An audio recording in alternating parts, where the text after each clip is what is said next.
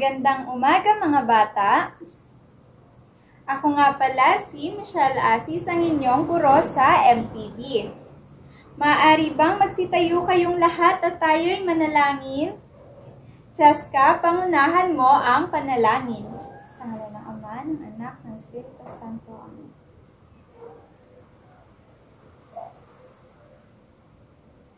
Bago magsiupo ang lahat, pakipulot ng mga basurang nakikita ninyo malapit sa inyong upuan. Maaari na kayong umupo. Mga bata, mayroon bang lumiban sa klase natin ngayong araw? Magaling kung wala. At dahil walang lumiban sa klase natin ngayong araw, bigyan natin ang ating mga sarili ng 5 bagsak. 1, 2, 3, 4, 5. Mahuhusay. Bago tayo tuluyang dumako sa ating talakayan, magbalik-aral muna tayo tungkol sa tinalakay natin kahapon. Ang tinalakay natin kahapon ay tungkol sa panghalip, panao, mahusay. Ano nga muli ang panghalip, panao? Tama, ito ay ang panghalili or humahalili sa ngalan ng tao. At ito ay may kaukulan, kailanan, at panauhan, mahuhusay. Mga bata, ano nga ang mga salitang kabilang sa panghalip, panao? Magaling, ito ay ang salitang ako, ikaw, siya, sila, kami, kayo, at tayo. Magaling, mukhang tanda pa ninyo ang tinalakay natin kahapon. Ngayon naman, handa na ba kayong matuto ngayong araw? Magaling kung gayon. At dahil handa na kayo, mayroon ako dito inihanda ang isang maikling kwento. Sabay-sabay natin itong basahin at pagkatapos nating basahin ang kwento, mayroon ako ditong inihandang 5 katanungan at sabay-sabay din natin itong sagutan. Maliwanag ba mga bata? Magaling kung gayon. Halina't basahin natin ang kwento.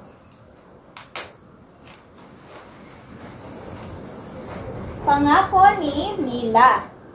Isang umaga, habang naglalakad si Mila papunta sa paaralan, naisip niya na matutuwa si Binibining Romero kung bibigyan niya ito ng bulaklak para sa kaniyang florera.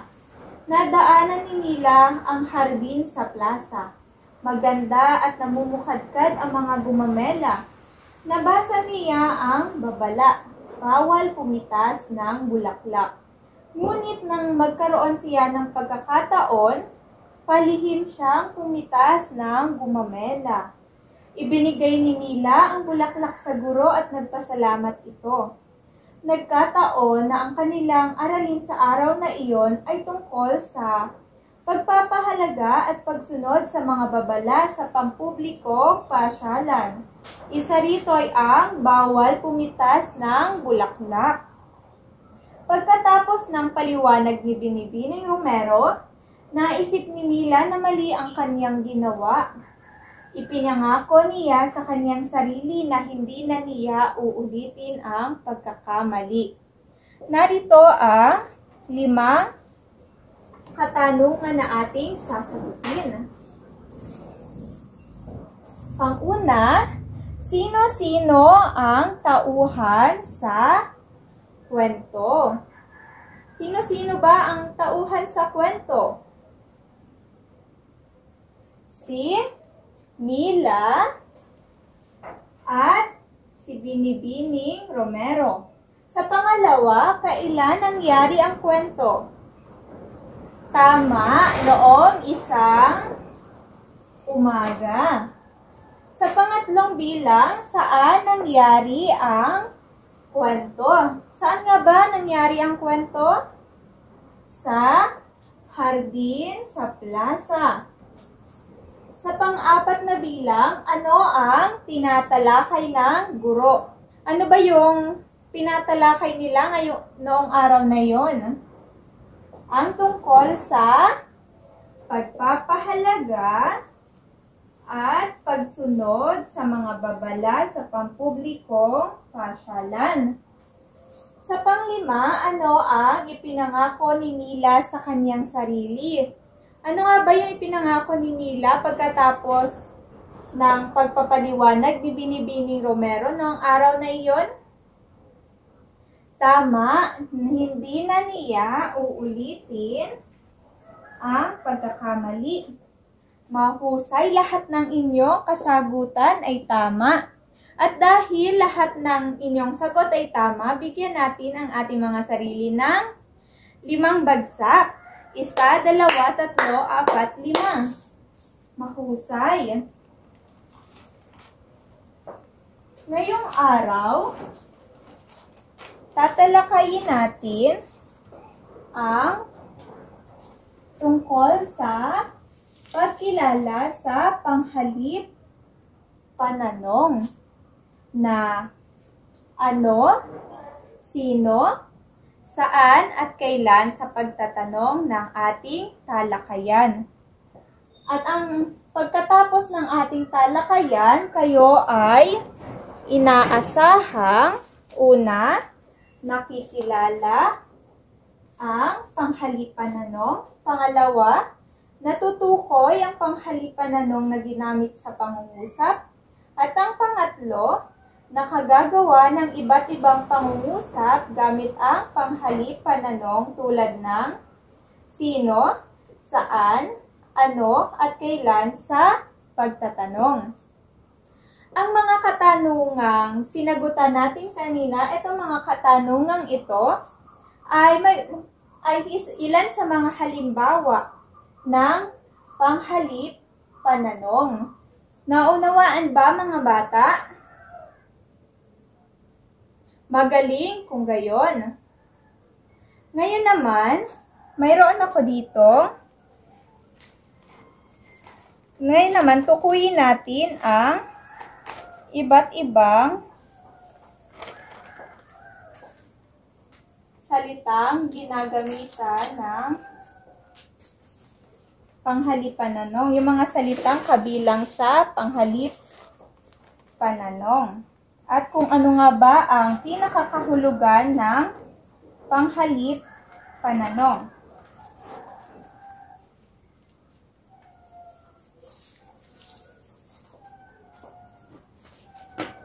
So, sinasabi na ang panghalip pananong ay mga salitang ginagamit upang magtanong.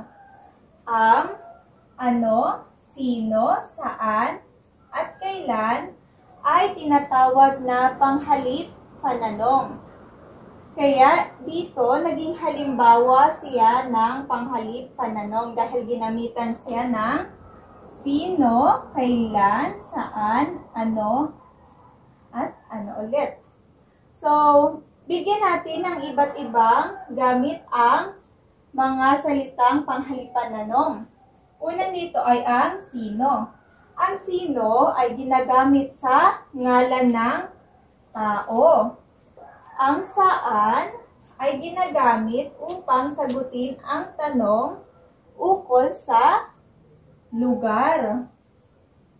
Ang kailan naman ay ginagamit upang sagutin ang tanong tungkol sa oras. At ang ano ay ginagamit upang sagutin ang mga tanong tungkol sa bagay o pangyayari. Naunawaan ba mga bata? Magaling?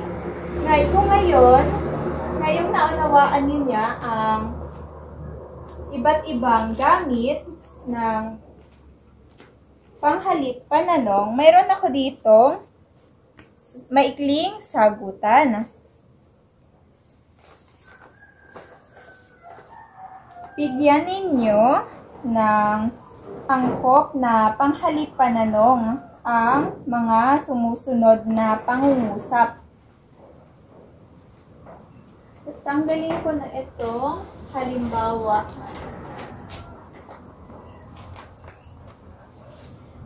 Tumaas lamang ng kamay ang gusto sumagot. Naunawaan ba mga bata? Magaling.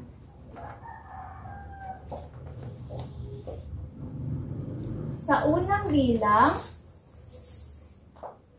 patlang ang sasama sa amin. Ano panghalipananong ang angkop sa unang bilang? Cheska? Ano ang angkop na panghalipananong sa kanya? Sino? Sino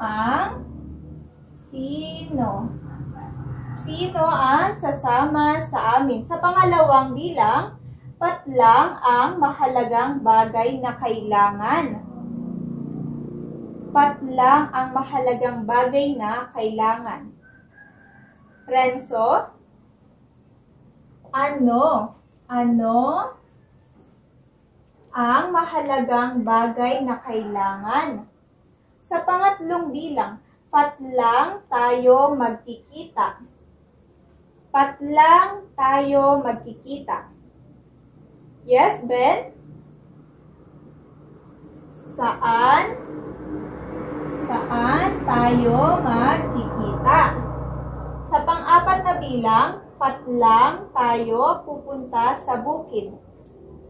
Samantha, kailan tayo pupunta sa bukid? At sa panglimang bilang, patlang ang isang mahalagang gawin upang tayo ay makaligtas sa banta ng COVID-19. Patlang ang isang mahalagang gawin upang tayo ay makaligtas sa banta ng COVID-19. Carlo? Ano ang isang mahalagang gawin upang tayo ay makaligtas sa banta ng COVID-19? Mahusay! Dahil lahat muli ng inyong kasagutan ay tama, bigyan muli natin ang ating mga sarili ng 5 bagsak. 1, 2, 3, 4, 5. Mahusay. Ngayon naman, upang mas malinang pa ang inyong kaalaman, mayroon pa ako dito katanungan.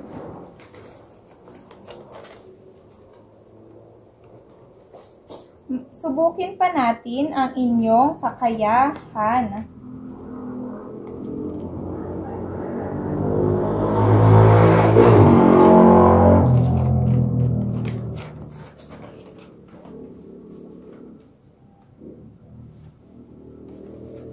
Ngayon, ang gagawin naman ninyo ay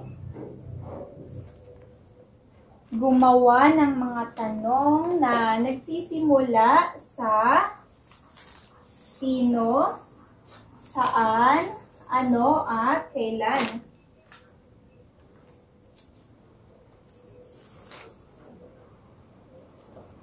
Gumawa ng mga tanong na nagsisimula sa sino, saan, ano, at kailan gamit ang mga sumusunod na pangungusap. Gawing gabay ang may salungguhit sa pagtatanong. Sa unang bilang, ang kwento ay nangyari sa bahay. Ang may salungguhit ay ang salitang sa bahay. Ano ang magagawang tanong sa kanya? Saan nangyari ang kwento? Sa pangalawang bilang, bumisita si Carla sa bahay ng kanyang lolo at lola noong Sabado. Sa pangalawang bilang, ang may salungguhit ay si Carla. Ano ang tanong na maaring gawin sa pangalawang bilang? Tama. Sino ang bumisita sa bahay ng lolo at lola noong Sabado? Sa pangatlong bilang, Nanguha si Carla ng buko sa likod ng bahay ng kanyang lolo at lola. Ang may salungguhit ay ang salitang buko. Ano kaya ang tanong na maaaring gawin sa kanya? Tama ang ano ang kinuha ni Carla sa likod bahay ng kanyang lolo at lola? Mahusay. Sa pang-apat na bilang, umuuwi si Carla tuwing linggo. Ano ang tanong na nararapat sa pang-apat na bilang? Kailan umuuwi si Carla? Tama. Number 5, ikinuwento ni Carla ang kanyang masayang karanasan sa baryo. Ang may salungguhit ay si Carla. Ano ang tanong na narapat sa kanya? Mahusay. Sino ang nagkwento ng masayang karanasan sa baryo? Mahusay naman. Ngayon naman, dumako naman tayo sa pangkatang gawain dahil mukhang natutunan naman ninyo ang tamang gamit ng bawat salita sa panghalip pananong. Ngayon naman hahatiin ko kayo sa 5 pangkat. Ang bawat pangkat ay gagawa ng isang dialogo na kinakailangan makikita sa dialogong gagawin ninyo ang mga salitang panghalip panao. Maliwanag ba mga bata? Kayo ay binibigyan ko ng 10 minuto upang matapos ang inyong gawain. Maliwanag ba? Maaari na kayong magsimula.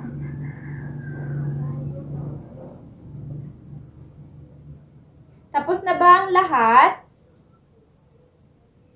Ipasa na ang inyong gawa. Ang pagpasa ay papunta sa unahan. Maliwanag. Ipasa na ang mga gawa.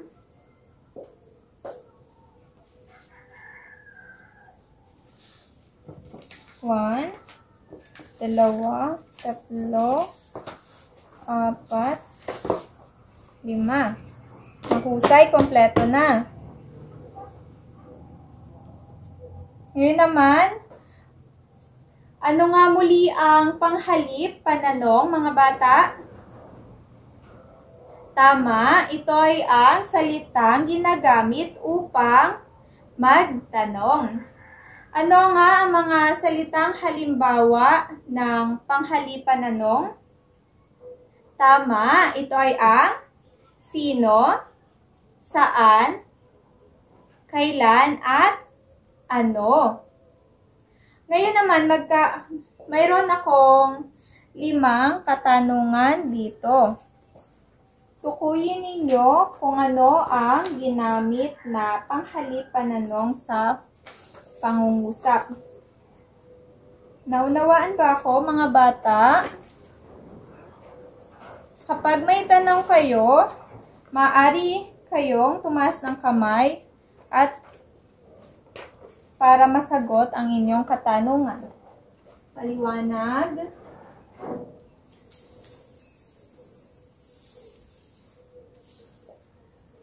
Tukuyin ang ginamit na panghalip pananong sa pangungusap. Sa lungguhitan ang sagot.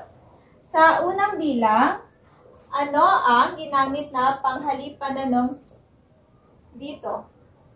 Ano ang pangalan ng bata? Samantha? Ano? Sa pangalawang bilang, saan nakatira si Lisa? Carla? Saan? Mahusay. Sa pangatlong bilang, kailan uuwi ang iyong ina? Veronica? Kailan? Sa pang-apat, sino ang kasama ni Leo? Yes, Laura? Sino? At sa panglimang bilang, kailan ang iyong kaarawan? Cheska, kailan? Mahusay. Ngayon naman, kumuha kayo ng, tatanggalin ko na ito, ha? Then, ngayon, kumuha kayo ng isang malinis na papel at sagutan ang maikling sagutang ito. Ang pagpasa ng inyong sagot ay papunta sa unahan upang hindi magulo ang pagpasa. Para hindi na rin kayo tumayo sa inyong upuan. Maliwanag ba? Naunawaan ba ako mga bata? Mabuti kung gayon.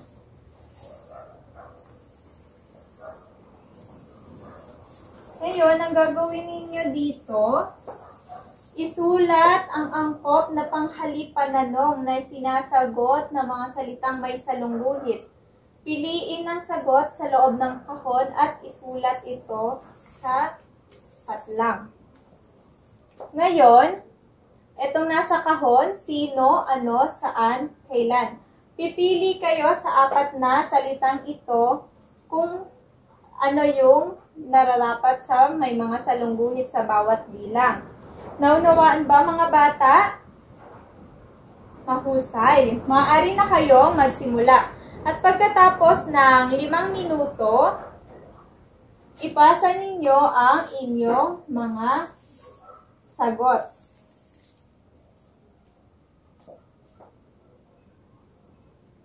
Tapos na ba ang lahat? Ipasa na ang inyong gawa papunta sa unahan.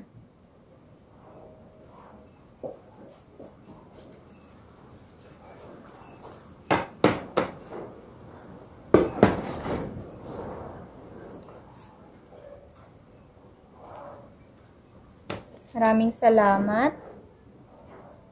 Ngayon, mahalagang makilala at mapag-aralan natin ang panghalip pananong sapagkat makatutulong ito upang makakalap tayo ng mga impormasyon at iba't ibang bagay na nais nating malaman ukol sa isang tao, sa bagay, sa lugar, panahon, maging sa pangyayari.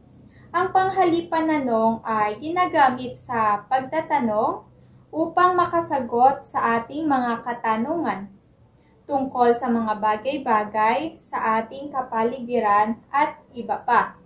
Naunawaan ba mga bata? Magaling kung gayon. Ngayon, dahil magtatapos na ang ating talakayan, bilang inyong takdang aralin, gawin ninyo ito sa inyong tahanan. Ang inyong sagot ay isulat ninyo sa inyong kwadernong sagutan.